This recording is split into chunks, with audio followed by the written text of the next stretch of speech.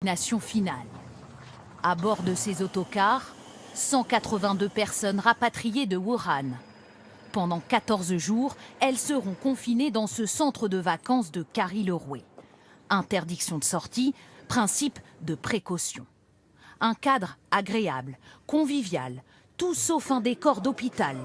Plutôt une bonne surprise pour ces familles, d'après un journaliste qui filme à l'intérieur. C'est du coup une ambiance beaucoup plus type colonie de vacances, retrouvailles en famille ou entre amis pour passer quelques jours de vacances. C'est un moyen aussi de dédramatiser la situation et de mettre les rapatriés en confiance et dans une atmosphère détendue après le stress qu'ils ont pu connaître ces derniers jours.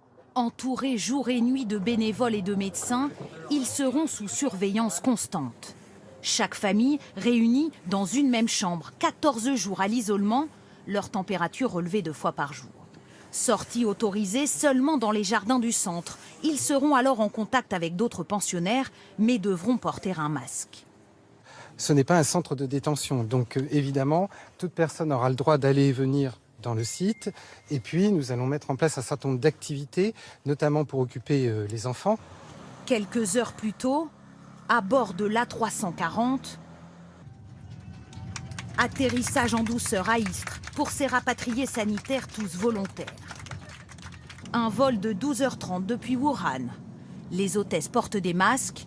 D'infinies précautions sont prises avant de quitter l'avion. À bord, 2 passagers présentaient à leur arrivée des symptômes. Ils ont été immédiatement transférés à l'hôpital de la Timone à Marseille, dans ce service d'infectiologie. Ils ont été testés, ils sont tous les 2 négatifs. Ils vont donc pouvoir retourner dans le centre et dans le lieu d'accueil. Impossible pour les proches de rejoindre les familles à l'intérieur du centre.